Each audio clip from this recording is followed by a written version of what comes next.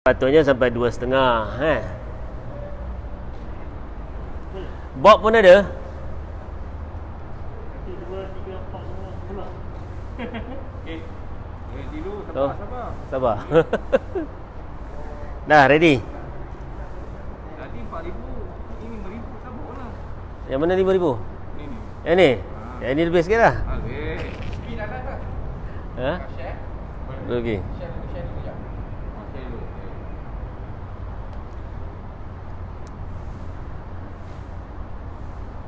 Okey, latar belakang hitam je.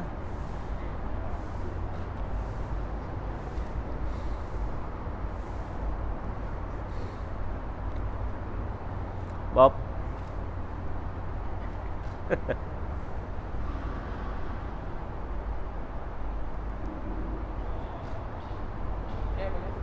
Okey, ready dah? Semua dah okey? Okey, bismillahirrahmanirrahim. Assalamualaikum warahmatullahi wabarakatuh. Alhamdulillah, hari ini saya ucapkan terima kasih lah kepada semua sebab dapat hadir pada petang ini. Sebenarnya seperti yang dijanjikan, saya akan hadir di sini untuk inisiatif mengangkat sumpah. Dan sebenarnya saya jemput bersama-sama sebenarnya Datuk Seri Ahmad Zahid Hamidi, Presiden UMNO Malaysia. Sebab yang penting bagi saya, ini peluang bagi saya dan beliau untuk membersihkan diri daripada fitnah dan juga segala tuduhan.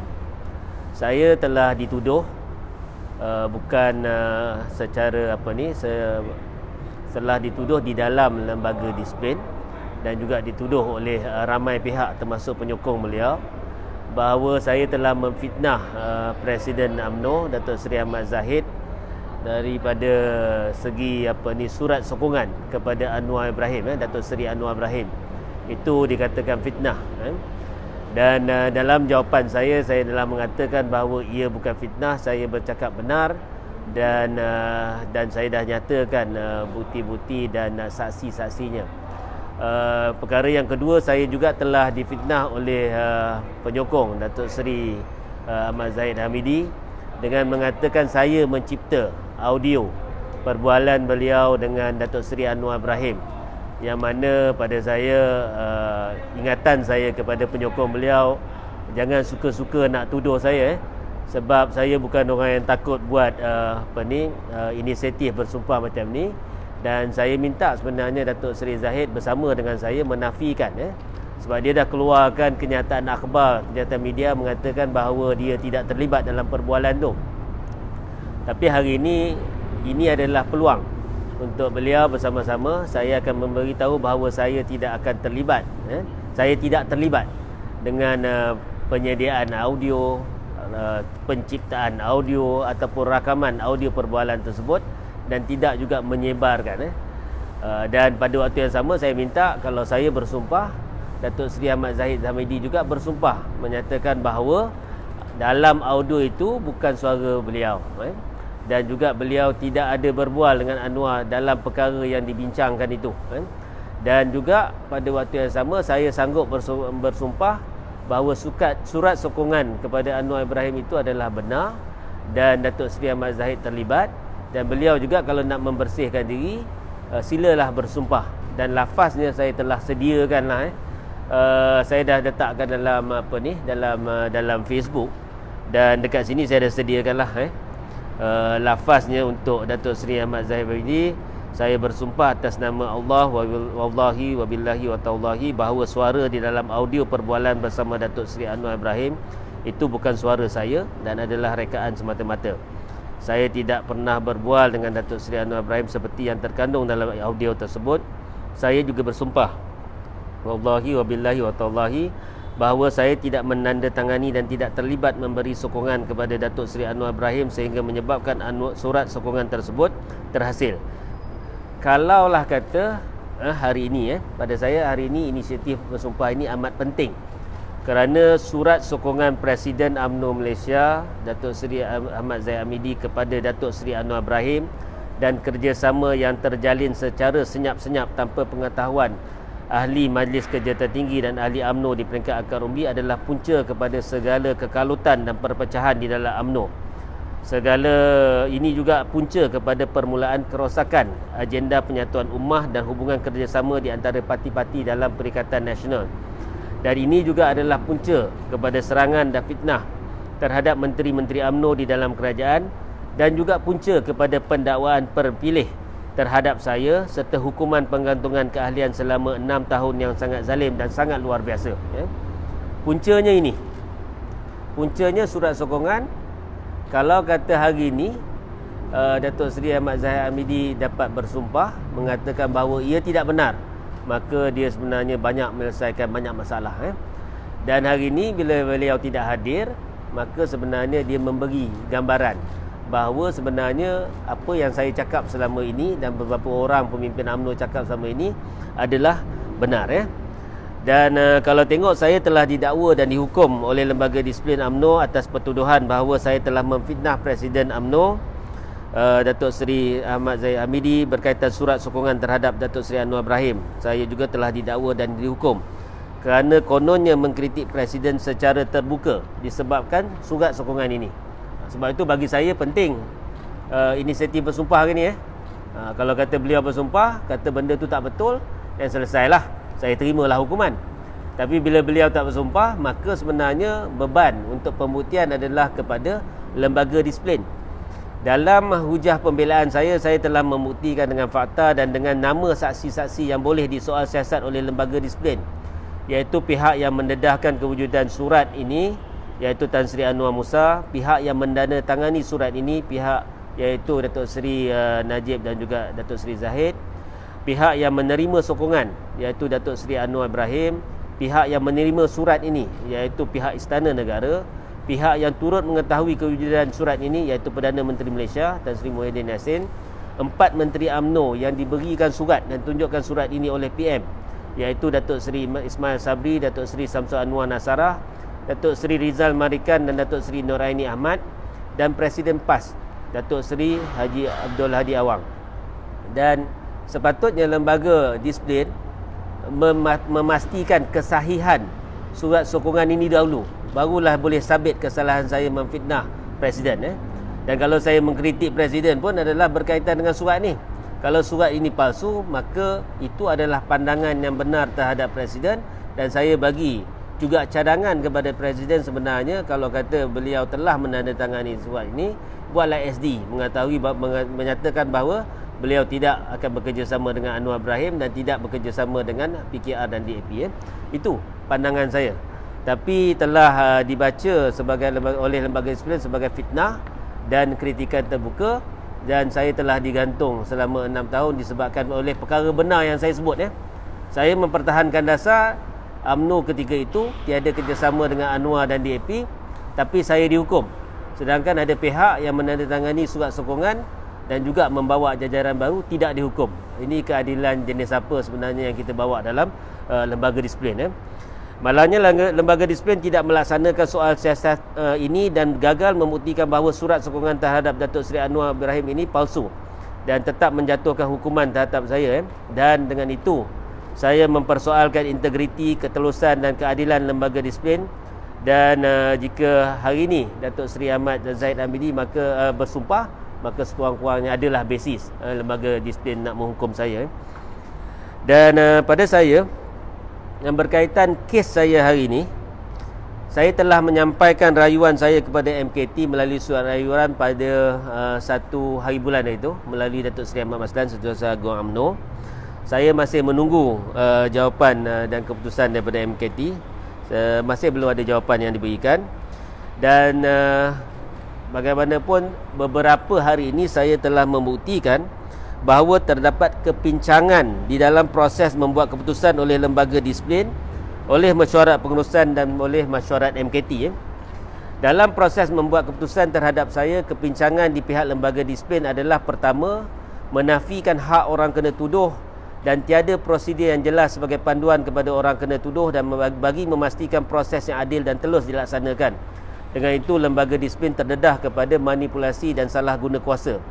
Kedua, lembaga disiplin tidak memberi gambaran yang tepat dan maklumat yang mencukupi kepada mesyuarat pengurusan dan mesyuarat MKT agar keputusan yang adil boleh dibuat. Di peringkat mesyuarat pengurusan pula, mesyuarat pengurusan turut dihadiri oleh pihak berkepentingan, iaitu pihak yang membuat aduan.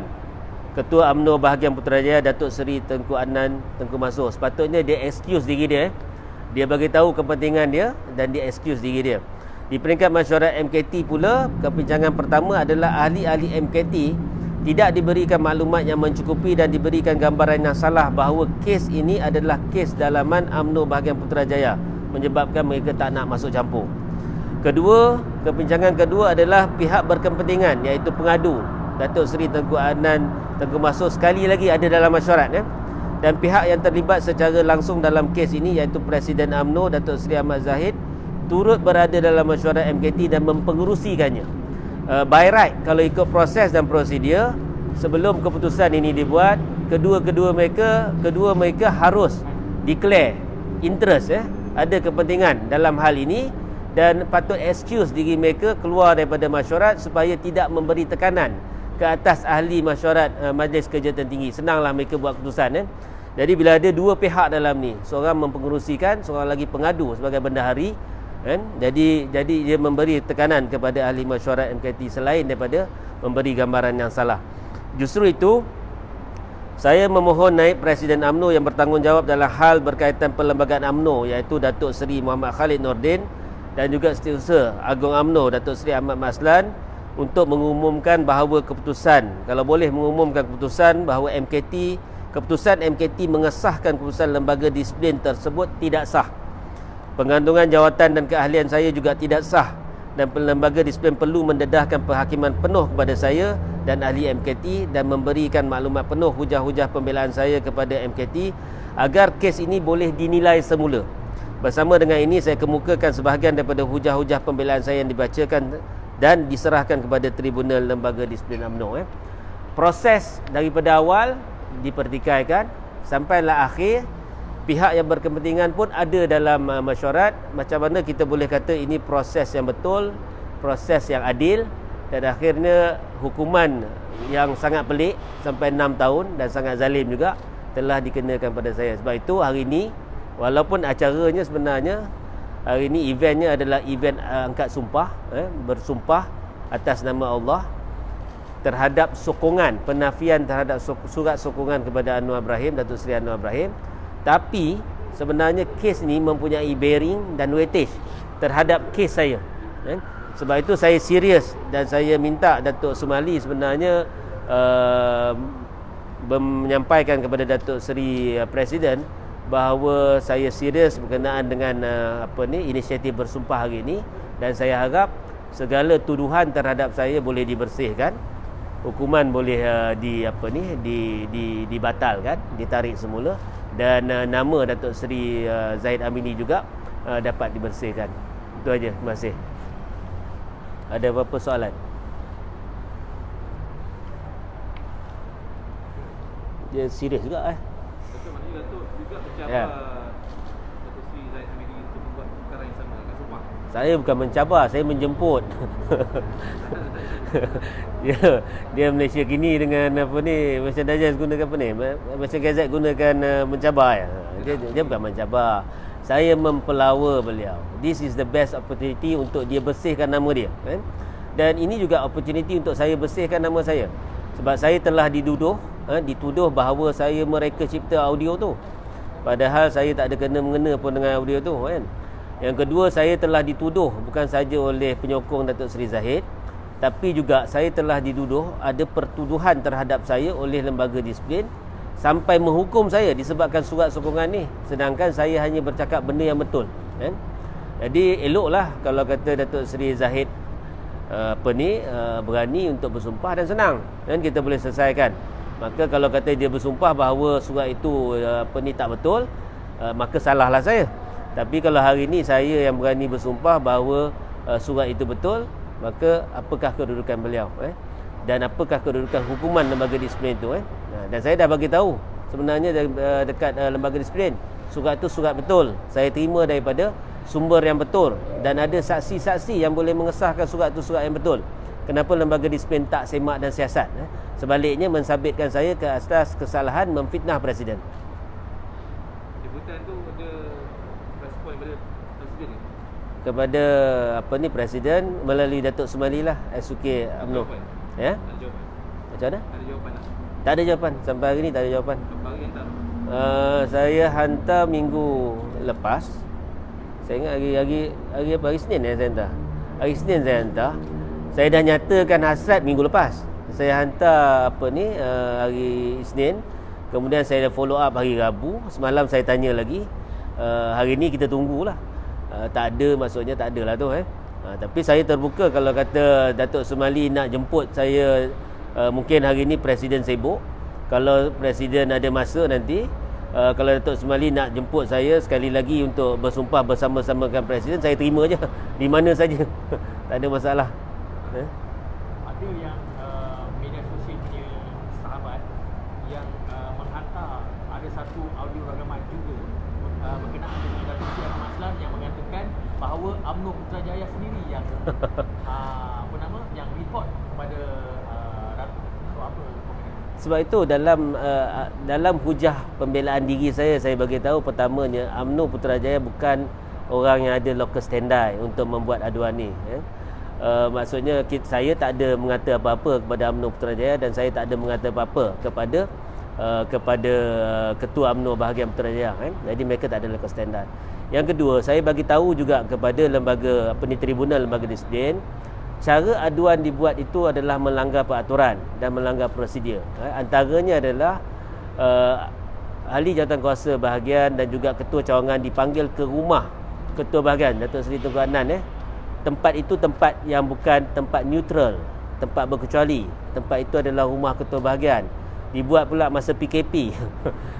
Berlaku pula pelarangan rentas sempadan. Mereka dah buat salah pergi ke tempat itu. Dalam tu ada 50 orang lebih. Langgar juga SOP, ada makan-makan lagi. So semua peraturan telah dilanggar, dibuat di tempat berkecuali. Orang yang dipanggil ke rumah ketua bahagian takkanlah tak terasa tekanan untuk bersetuju dengan apa yang disuruh oleh ketua bahagian. Kemudian apa yang saya cakap dalam media bukanlah perkara yang dibincangkan. Maksudnya ditengok, dilihat sebenarnya betul tak betul apa yang saya cakap. Tapi saksi memberitahu saya bahawa yang dibuat dalam perhimpunan itu adalah Datuk Seri Tengku Adnan memberi ucapan memburuk-burukkan saya dan juga memfitnah saya. Turut diburukkan juga adalah Datuk Tan Sri Anwar Musa lah. Jadi selepas berucap memburuk-burukkan saya, diminta angkat tangan depan ketua bahagian, depan Kunan. Mana ada orang yang berani tak angkat tangan tak? Di depan ramai. Kemudian selepas itu dah ada prepaid benda yang telah disediakan, surat aduan yang telah disediakan untuk mereka tanda tangan. Terus tanda tangan, tak sempat baca pun. Saya dimaklumkan ramai yang tak sempat baca pun. Tapi diberi tekanan untuk tanda tangan, mereka tanda tangan. Jadi pada saya ada kecacatan daripada segi buat aduan sebab mereka tak tahu pun apa yang mereka tanda tangan. Kedua, mereka bersetuju dan angkat tangan atas sentimen yang dimainkan oleh ketua bahagian, iaitu ucapan-ucapan memburuk-burukkan saya. Ini satu lagi elemen yang tidak adil. Yang ketiga, pada saya Datuk Seri Tunku Adnan ada orang yang ada motif. Ada motif kerana beliau adalah ketua bahagian dan sedang didakwa telah dijatuhkan hukuman oleh Mahkamah Persekutuan. Jadi atas nature saya sebagai timbalan ketua UMNO bahagian, kalaulah Datuk Seri Tunku Adnan didapati bersalah, sebenarnya dah didapati bersalah pun, sebenarnya menunggu hukuman. Kalau ikut keputusan MKT yang dulu, jawatan itu telah terlucut dengan sendiri dan saya memangku ketua bahagian. Saya rasa ini antara perkara yang mungkin beliau rasa saya ini sebagai ancaman. Jadi disebab itu beliau adalah pihak yang berkepentingan dan ada motif. Jadi berdasarkan kecacatan aduan ini, berdasarkan pelanggaran peraturan yang dibuat masa membuat aduan ini, dan juga orang yang buat aduan ini tidak ada locus standi dan juga ada motif tertentu, motif politik, maka sepatutnya lembaga disiplin di peringkat awal dah dismiss dah sebenarnya aduan ni. Tak boleh pakai pun aduan ni. Tapi saya tak faham kenapa lembaga disiplin masih menggunakan aduan ini. Jadi apa yang Datuk Ahmad Maslan sebut dalam perhimpunan tu hanya separa benar. Jadi sepatutnya dia cerita yang betul. Datuk Ahmad Maslan sepatutnya cerita proses tu ada masalah, kan? Aduan tu oleh pihak berkepentingan, dan sampai keputusan mengesahkan keputusan lembaga disiplin pun sebenarnya ada masalah sebab berlaku pelanggaran peraturan. Yang mana Datuk Seri Tengku Adnan dan juga Presiden ada dalam mesyuarat MKT tu. Macam mana kita nak kata MKT telah mengikut segala proses untuk menjatuhkan pengantungan terhadap saya. Patutnya Datuk Ahmad Maslan cerita tu lah. So yang rakaman juga. Ya. Dapat saman ni. Yang mana? Dapat saman je mereka yang fitnah Datuk. Maknanya Datuk yang rakam menghasilkan penyebaran. Oh, sebenarnya saya pun tak tahu siapa yang fitnah, kan. Sebab tu jentera fitnah ni pada saya, kita baca macam ni lah. Satu, nombor telefonnya tu ada lah. Saya rasa mereka menggunakan blast, WhatsApp, dan saya percaya orang yang blast ini, dia blast kepada ketua bahagian, ketua-ketua sahib bahagian. Mereka mempunyai akses terhadap database UMNO. Saya tak nak tuduh siapa-siapa, dan saya rasa proses itu, proses membuat laporan polis tu kita boleh lakukan kemudian. Tapi yang paling penting sekarang ni, Datuk Seri Ahmad Zahid Hamidi dah bagi tahu nak buat laporan polis. Dia dah buat ke belum? Jadi laporan polis yang orang lain buat juga sepatutnya dia polis siasat, dan pada saya itu cukup dan memadai untuk memastikan bahawa audio itu tidak dilakukan oleh saya. Tapi sementara menunggu siasatan itu, pada saya eloklah Datuk Seri Ahmad Zahid ambil opportunity ni, peluang ini, untuk sama-sama membersihkan diri bersama-sama dengan saya. Senang. Jadi bolehlah ahli akaumbi berasa lega dan taklah rasa mereka tertipu, kan, semasa Perhimpunan Negara UMNO dan sebelum Perhimpunan Negara UMNO.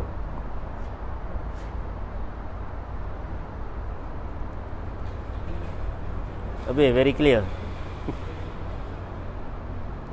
Tok, berkenaan dengan motif lah, Tok. Kalau boleh Datuk uraikan lagi apa motif sebenarnya yang menyebabkan Tengku Adnan Tunan membuat satu pernyataan palsu terhadap Datuk sehingga dihukum macam ni. Macam saya sebutkan, beliau adalah pihak berkepentingan. Maksudnya beliau ketua bahagian, saya timbalan ketua bahagian beliau.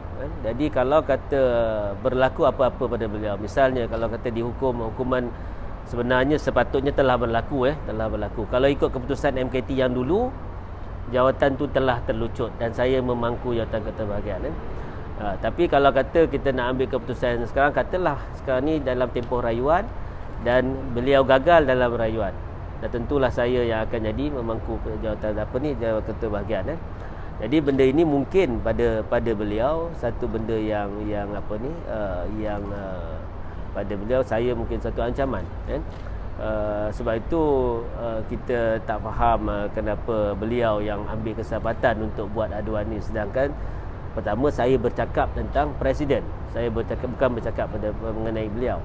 Yang kedua, saya pula bercakap dalam konteks yang yang sebenarnya telah mungkin ramai salah tafsirkan.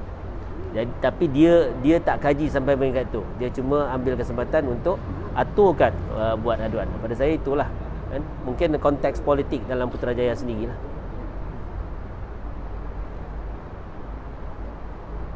Thank you, terima kasih. Assalamualaikum warahmatullahi wabarakatuh. Selamat berbuka dan selamat menjalankan ibadah puasa. Oh, pegang.